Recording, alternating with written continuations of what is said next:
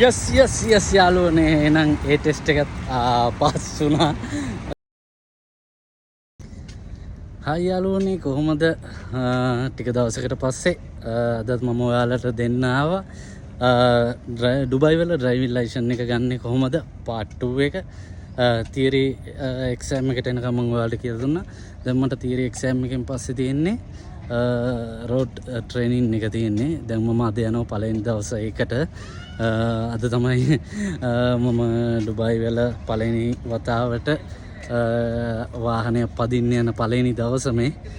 ගොඩක් සතුටුයි අවංකවම.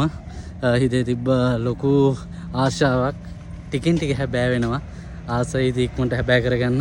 ඒකයි දැන් මේ වැඩ කරලා ඉවර වෙලා දැන් මේ යන්නේ එතනට අපේ මැනේජර්ස්ට කියලා මට ලයිසන් ස්කූල් එකට යන්න ඕන කියලා පොඩ්ඩක් කලින් කියලා යනවා. ඉතින් වැඩ කරලා හරි මහන්සි. එහෙම වැඩ ඉවරලා යනවා. එහෙම තමයි ජීවිතේ දිනන්න ටාගට් වලට යන්න මහන්සි වෙන්න ඕන.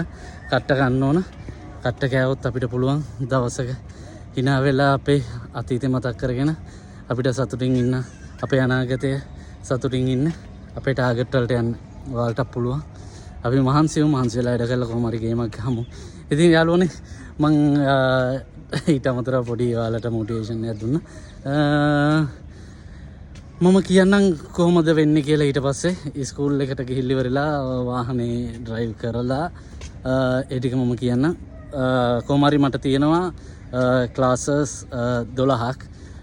ඒක ක්ලාසස් 12ක් කියන්නේ මම දැන් පැය දෙක ගානේ ක්ලාසස් දාගත්තේ. මම බුකින් කරගත්තා පැය දෙක ගානේ ක්ලාසස්. එතකොට එක පැයකට ක්ලාසස් දෙකක් තියෙනවා. එතකොට පැය 6ක් කියන්නේ ක්ලාසස් 12ක්. එහෙම තමයි තියෙන්නේ. එක පැයකට ක්ලාසස් දෙකයි. පැය 6ක් කරාම ක්ලාසස් 12යි.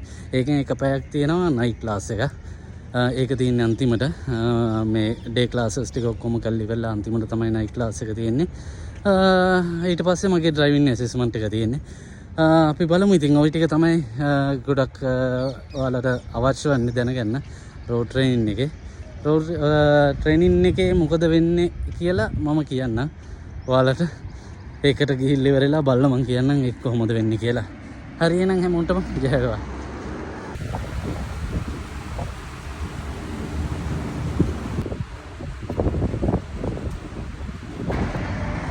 යාළුවනේ දැන් මම යන ගමන් ඉන්නේ ඩ්‍රයිවිං ස්කූල් එකට. අද නයිට් ට්‍රේනින් එකට. දැන් නම් ටිකක් කලවර වැටිලා තියෙන්නේ. ලයිට් එහෙම දාලා තියෙනවා ඔයාලට පේනවා ඇති.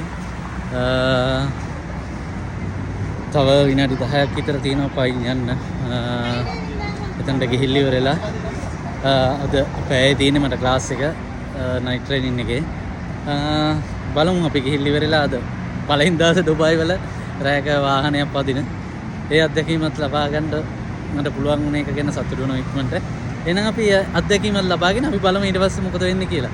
ඔන්න යාළුවනේ නයිට් ක්ලාස් එකට මම ආවා. ඔයාලට පේනවා ඇති. මගේ ඩ්‍රයිවිං ස්කූල් එක ඩුබයි ඩ්‍රයිවිං සෙන්ටර්.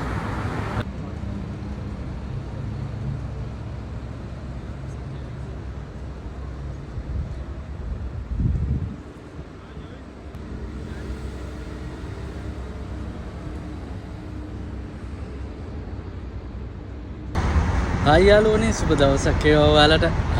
ඔන්න අද මම යනවා මගේ ඩ්‍රයිවිං ලයිසන් එක ගන්න සිහිනේ ඩුබයි වල ඩ්‍රයිවිං රෝඩ් ඇසෙස්මන්ට් එකට. අද මම යනවා රෝඩ් ට්‍රේනින් ඇසෙස්මන්ට් එකට. ඒක අපේ ඩ්‍රයිවිං ස්කූල් එකේම සීනියර් ඉන්ස්ට්‍රක්ටර් කෙනෙක් තමයි ටෙස්ට් එක ගන්නෙ. දැන් මේකට යන ගමන් ඉන්නේ. මම හිතනවා ඒකත් මට පාස් වෙන්න පුළුවන් වෙයි කියලා මම ප්‍රාර්ථනා කරනවා. එක මට පාස් වෙලා ඊළඟ වීඩියෝ එක සතුටින් මට hina වෙලා වීඩියෝ එක කරන්න ඔයාලට පෙන්වන්න පුළුවන් වෙන්න කියලා අදටින් ප්‍රාර්ථනා කරනවා. දැන් යන ගමන් ඉන්නේ යාළුවනේ. මම ඔයාලට ඊට පස්සේ කියන්නම් මේකේ වෙච්ච හැමදේම.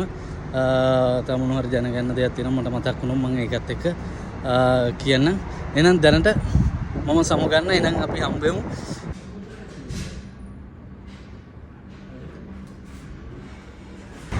යස් යාළුවනේ එහෙනම් ඒ ටෙස්ට් එකත් පාස් වුණා. හරි සතුටුයි. දැන් ටෙස්ට් එක ඉවරලාම යනවා. රෝඩ් ට්‍රේනින් ඇසෙස්මන්ට් ටෙස්ට් එක. ඒක පාස් වුණා. තව මට තියෙන්නේ ටෙස් දෙකයි පාකින් ටෙස්ට් එකයි ෆයිනල් හයිවේ රෝඩ් ටෙස්ට් එකයි තියෙන්නේ. ඊට පස්සේ දැන් මම පටන් ගන්නවා පාකින් ට්‍රේනින් එක. පාකින් ට්‍රේනින් එක පටන් ගන්න. ඊට පස්සේ පාකින් ටෙස්ට් එක තව ටෙස්ට් දෙකයි තියෙන කොහොම හරි ඒ දෙයක් කරගන්න ඕන. ගොඩක් සතුටුයි ඇත්තටම. එහෙනම් ඔයාලට බොහොම ස්තුතියි මාත් එක්ක හිටියට. ඔයාලට මම කිව්වා කොහොමද තියරි ටෙස්ට් එක තියරි ටික කරගන්නේ. තියරිගෙන් පස්සේ මේ ස්ටෙප් සෙකන්ඩ් එක දෙවෙනි එක ස්ටෙප් මේකේ රෝඩ් ඇසෙස්මන්ට් එක තියෙන්නේ. අද ඇසෙස්මන්ට් එක කරා. ඔයාලට දෙවෙනි එකේ තියෙන්නේ රෝඩ් ට්‍රේනින් තියෙන්නේ. ඊට පස්සේ රෝඩ් ඇසෙස්මන්ට් ටෙස්ට් එක තියෙනවා. ඊට පස්සේ පාකින් එක තියෙනවා. ඔයාලට මං කිව්වා මේකෙත් කොහොමද වෙන්නේ කියලා. මේකෙත් ලොකු දෙයක් වෙන්නේ නැහැ. ඔයාලා තියරි ටෙස්ට් එක කරලා ඉවර වෙලා